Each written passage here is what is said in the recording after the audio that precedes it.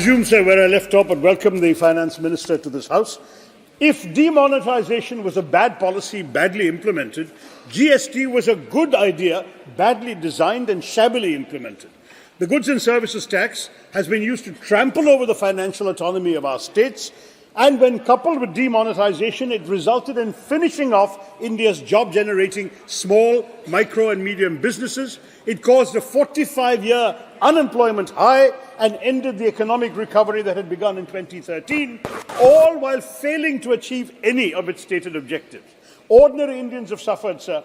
Even the GST tax slabs on basic commodities like toothpaste, 5%, footwear, 18%, shirt and pants, 5%, rice and wheat, 5%. Instead of flushing out black money, it simply resulted in concentrating wealth in the hands of the government at the expense of the Aam Aadmi. So any talk of a robust economy and of GDP growth cannot be abstract or theoretical, but must be rooted and centred in the welfare of the people of India, who are the principal stakeholders of our economic progress. The question is, who are the people the government is serving? The Finance Minister mentioned four quote-unquote castes that the government supposedly looks after, namely the Garib, poor, Mahilayen, women, Yuva, youth, and Annadata, farmers.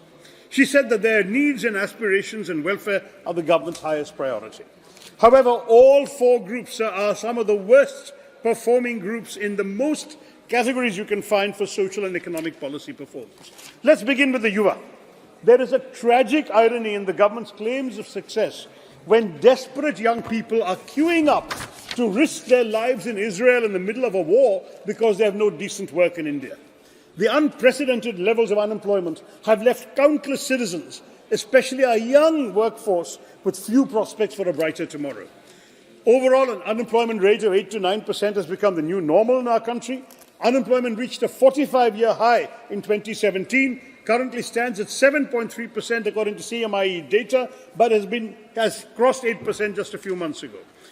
Worse, the unemployment rate amongst youth aged 20 to 24 stood at 45.4%, sir, in 22-23.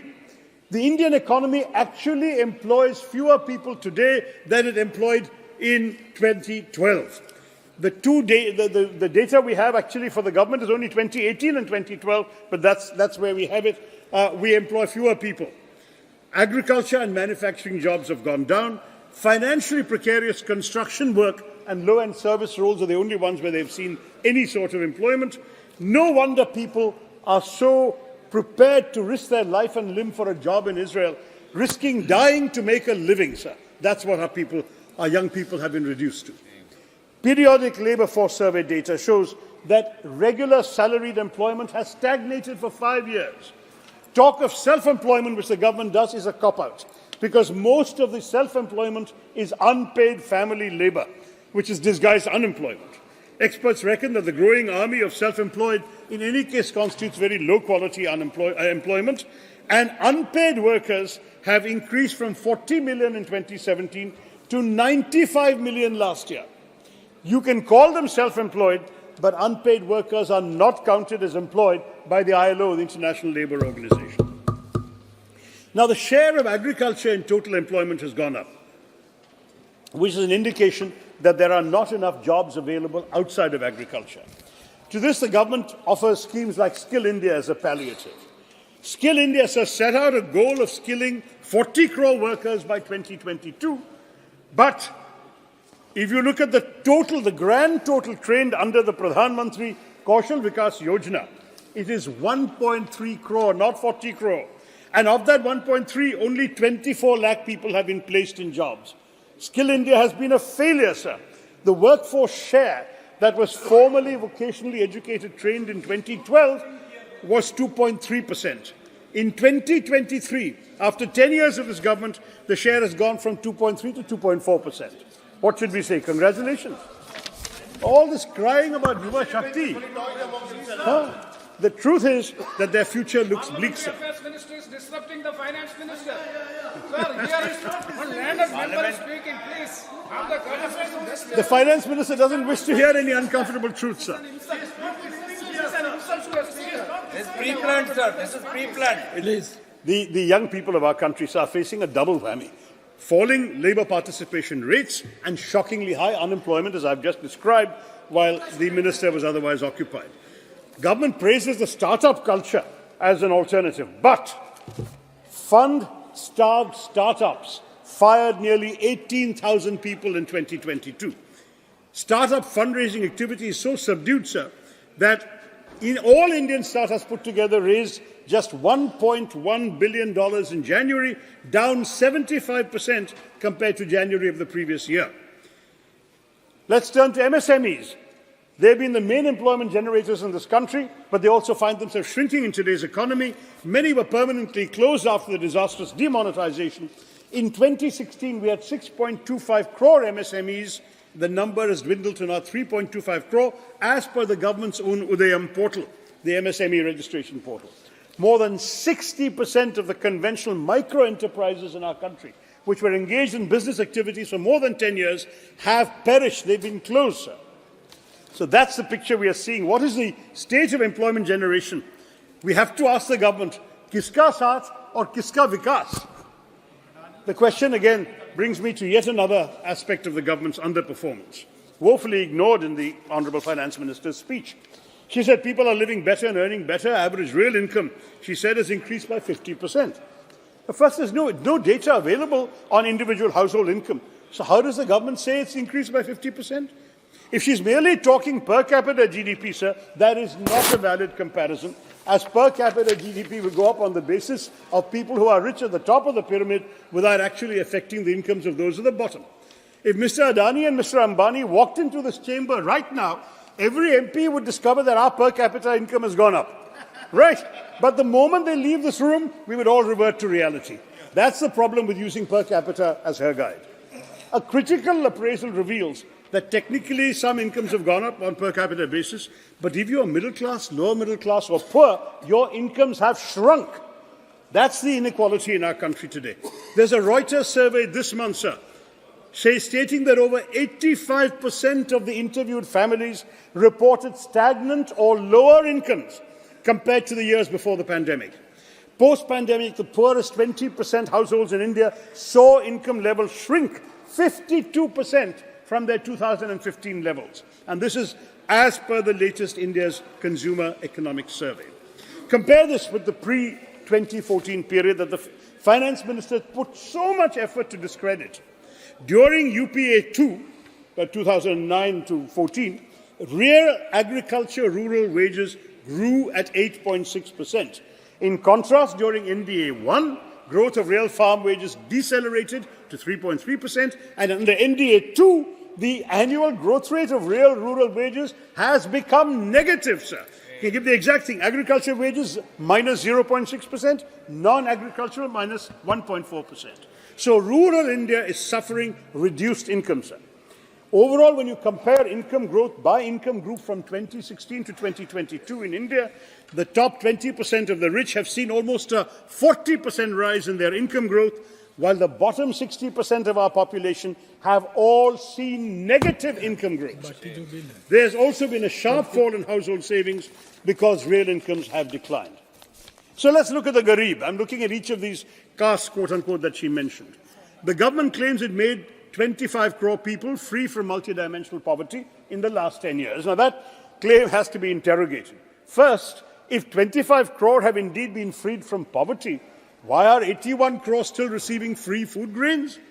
Second, how is the government expecting us to trust their number when consumption expenditure surveys were not done from 2014 onwards to 2022, and the National Multidimensional Poverty Index has been attacked by experts here and abroad who question both the manner and methodology with which it is calculated? The truth is the government's record is disillusioning. The UPA era created the fastest ever decline of poverty levels in India's history between 2005 and 15, whereby 271 million or 27.1 crore Indians were lifted out of poverty, providing what UNDP called the greatest relative development for the poorest 40% during this period.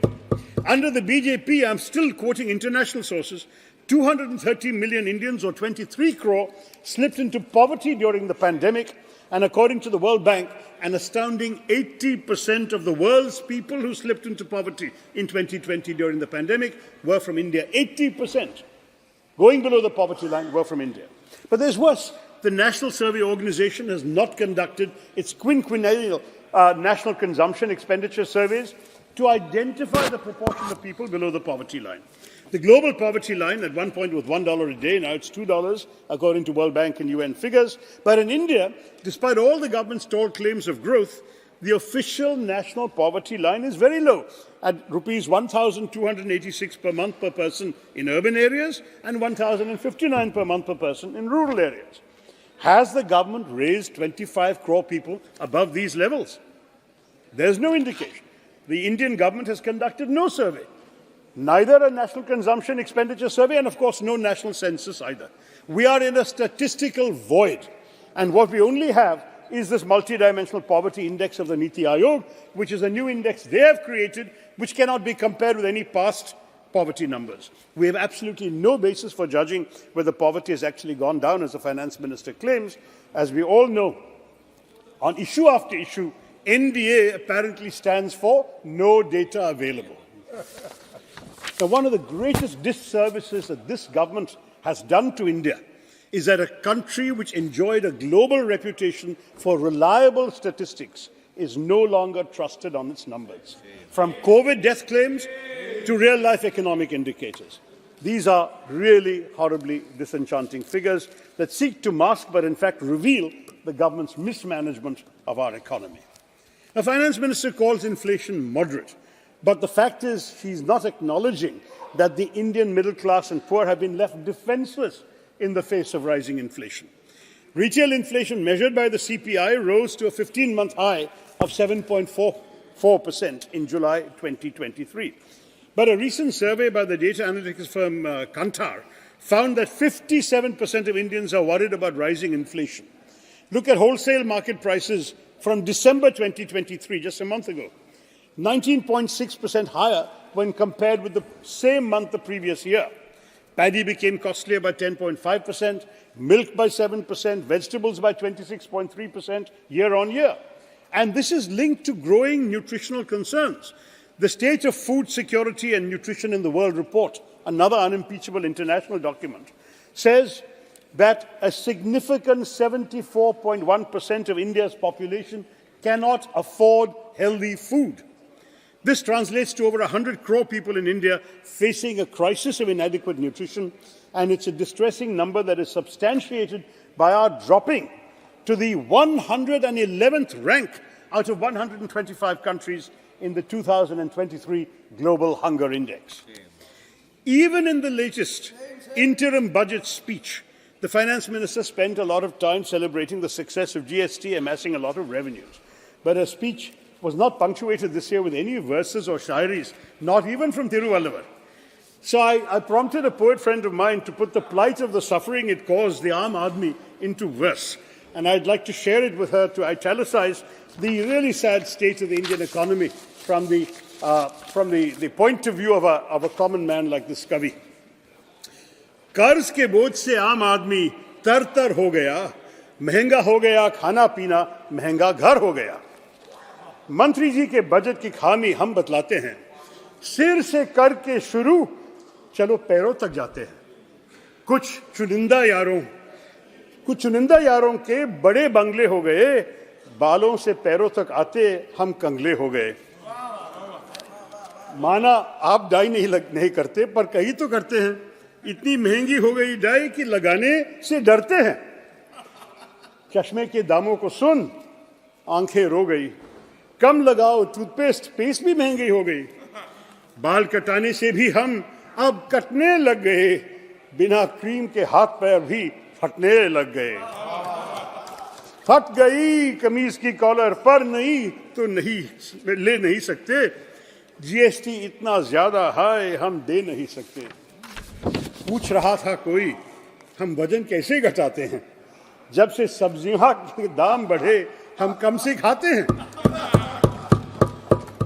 दिखा के lollipop वो भरमा कर चले गए. इस बार भी वो अपने ही गुण गाकर चले गए. कैसे सोच लिया कि जनता फिर से माफ करेगी, कैसे सोच लिया कि जनता फिर से माफ करेगी, इस बार चुनावों में जनता जड़ से साफ करेगी.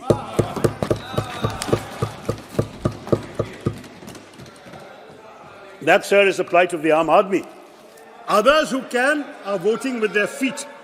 The External Affairs Minister told Parliament that over 16 lakh Indians gave up their citizenship, including 2,25,000 in 2022 alone. High net worth Indians are leaving the country because of this government's tax terrorism. 7,500 millionaires left India in 2022, 6,500 last year. They have taken their resources to invest them abroad and not in our country, where private investment is seriously down under the NDA government. The FM's claims of human development don't stand the test of objective scrutiny either. She claimed that a large number of new institutions of higher learning, especially AIMS, IITs, IIMs, are being set up. As I've said in the House innumerable times, the problem with this government is not ideation. It's the delivery of public services and the implementation of grand policy announcements. In this case, too, the government has failed to ensure proper execution. Look at the AIMS, for example. In some cases, only land is allotted. Nothing is done beyond that. Sometimes even that clearance takes years. In Madurai, the approval to construct an AIMS came 5 years after the PM laid the foundation stone in 2019.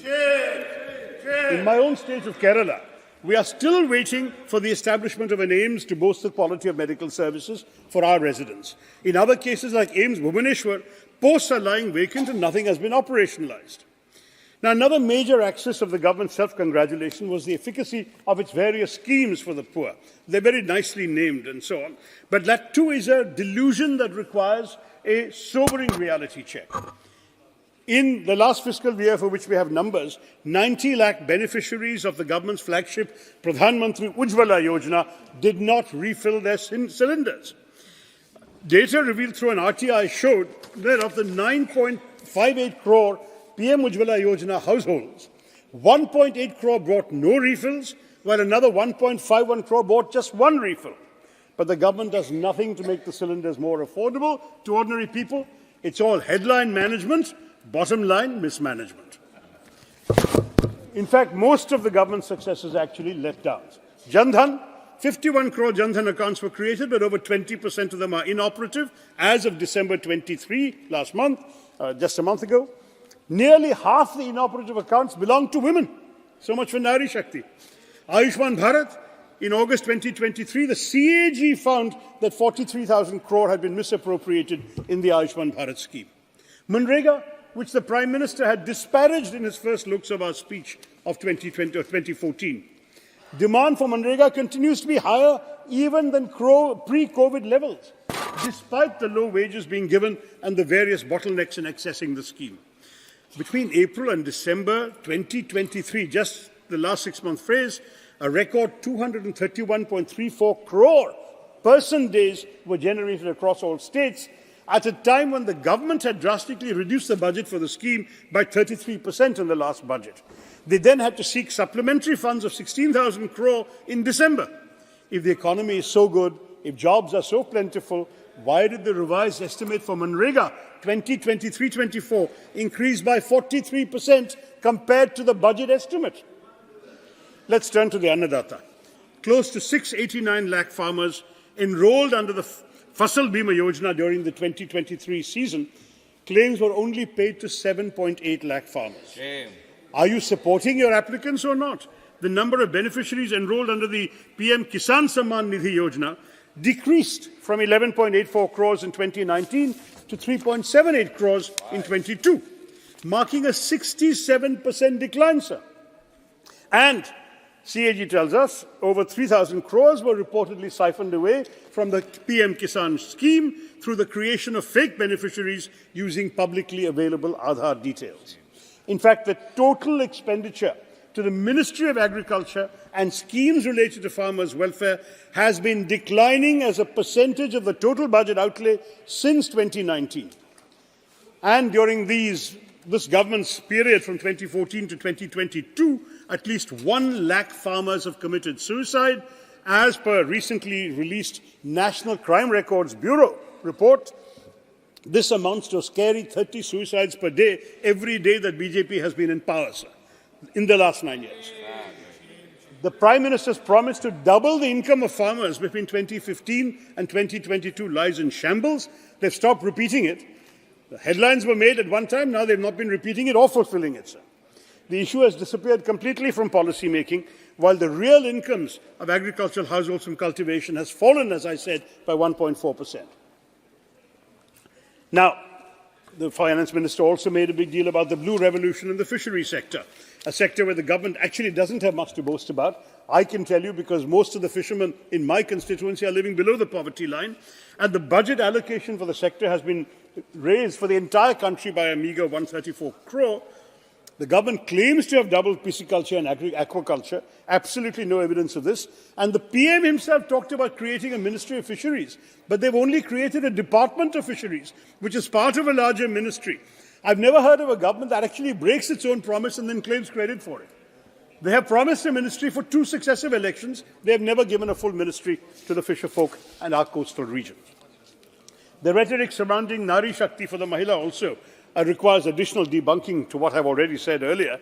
While we in the opposition welcome the women's reservation law, we are deeply sceptical about the vague timeline of the government, but equally representation is not enough in isolation. We know that grand announcements alone don't help women. We need policies that will help them get the resources they need. Consider, for example, the Integrated Child Development Services. You've rebranded it, of course, your phraseology is always great, Saksham Anganwadi and Poshan 2.0. But your budget for integrated child development has actually declined, even while new labels are coming. We have gone in the course of the Modi government's existence to reduce money available for child development. Similarly, while the government's claims of an increase in the number of women participating in the labour force tries to paint a positive picture, the truth is that the rise has only been post-pandemic because women had dropped out of the force during the pandemic in very large numbers, and women are doing tedious, low-paid or unemployed work. I beg your pardon, unpaid work, which is technically unemployment in this country. India ranks 127 out of 146 countries in the Global Gender Gap Index 2023, a searing indictment of our inability to provide the space that our women need to survive and thrive in the labour force. So much then for all the claims of empowering the Garib, the Mahilayen, the Yuva, the Annadata.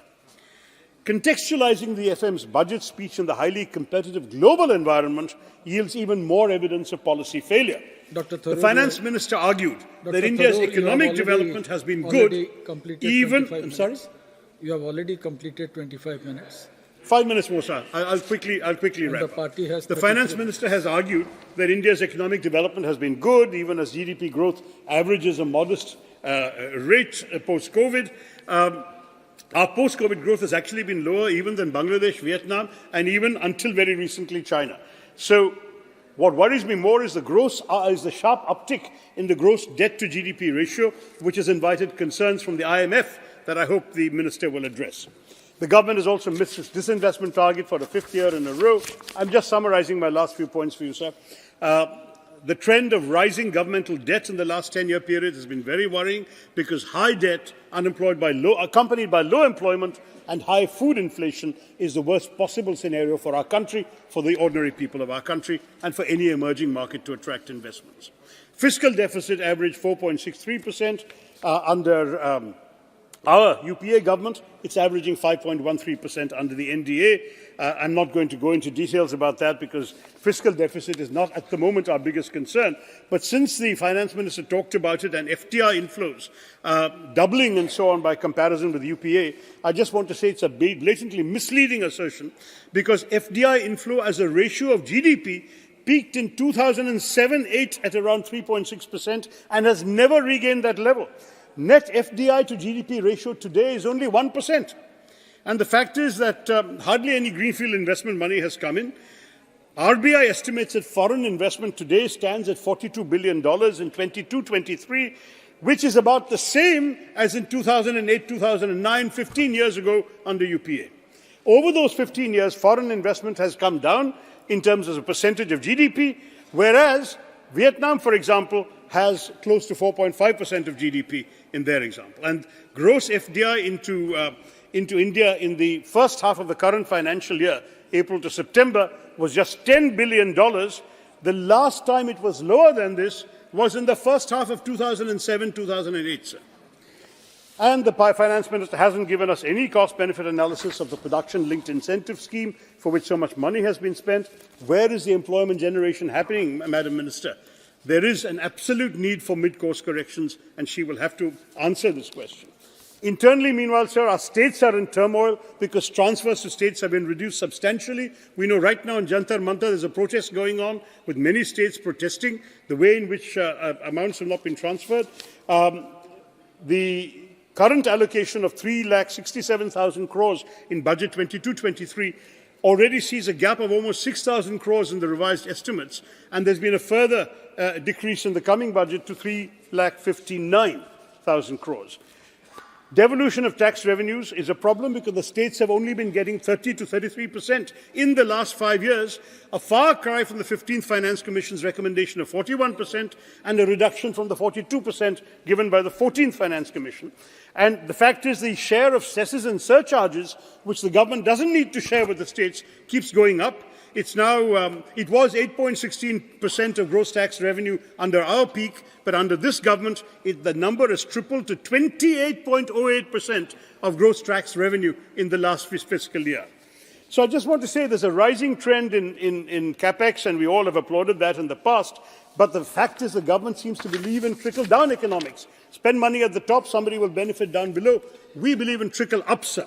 That is, if our economy produces the things that people wish to consume at affordable prices, the Aam Aadmi will not only live better, but will become a full participant in the economy.